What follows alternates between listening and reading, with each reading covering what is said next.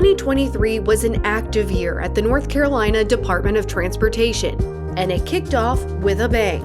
We all know change is inevitable. The 4th annual North Carolina Transportation Summit welcomed more than 1,000 attendees who heard from industry leaders and policymakers on topics like equity and access in transportation, economic development, and hiring and competing for workforce after a pandemic.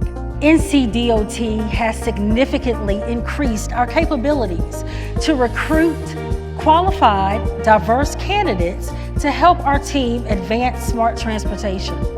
With hiring on the minds of many, NCDOT continued to hold disadvantaged business enterprise outreach events across the state. This year, more than 300 people met with DOT staff and learned how to compete for transportation contracts. Those contracts led to major impacts that North Carolina communities need, want, and will use. In 2023, NCDOT awarded about 550 contracts for about $3.2 billion in construction and maintenance projects. The department awarded a more than $240 million contract to upgrade US 70 to interstate standards. That stretch will be part of Interstate 42. Also, the Greensboro Urban Loop opened, completing the 49-mile loop around the city. 2 new lanes of Interstate 40 from southeast Raleigh to Clayton, Wilmington's Military Cutoff Road extension, and Harkers Island Bridge down east all opened to traffic in 2023. Harkers Island Bridge opened nearly a year ahead of schedule and is an example of the state continuing to be innovative. This project is the first in the state to use carbon fiber reinforced steel, making it more resilient to the coastal environment. The state's intercity passenger rail service, NC by Train, is also making history. In 2023, NC by Train saw its highest ridership ever for 1 month, carrying nearly 70,000 passengers. NC by Train added another daily round trip between Raleigh and Charlotte and continued special stops at the NC State Fair, Lexington Barbecue Festival, and Panthers games. NC by Train finished the year with a special guest.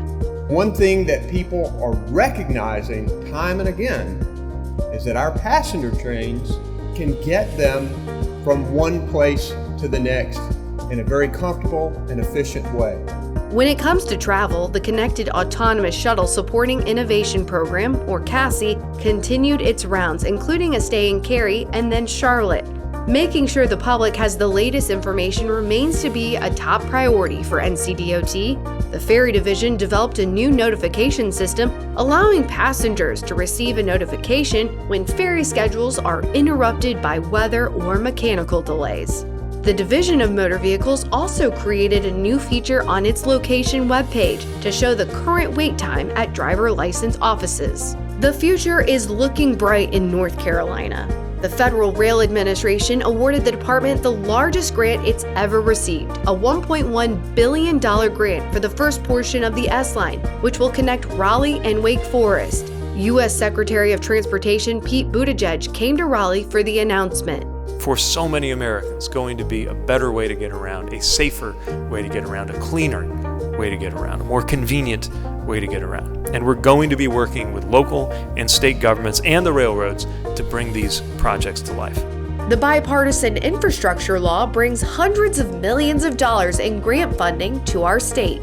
This is helping fund significant projects like replacing the Alligator River Bridge on US 64 between Terrell and Dare counties, constructing the Yakusta Trail between Brevard and Hendersonville, and improving bike, pedestrian, and public transit facilities in multiple municipalities.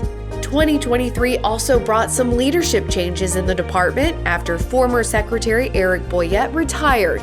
New Transportation Secretary Joey Hopkins has worked at the department for more than 30 years, most recently fulfilling duties as Chief Operating Officer. I'm grateful for being part of the team that was able to accomplish these great things in 2023, and I'm so looking forward to what we can do in moving into the year 2024. Chris Peoples is now serving as NCDOT's Chief Operating Officer, and the new Chief Engineer is Lamar Sylvester. He is the first African American to fill that role in the department's history. We look forward to 2024 and carrying out our mission of connecting people, products, and places safely and efficiently with customer focus, accountability, and environmental sensitivity to enhance the economy and vitality of North Carolina.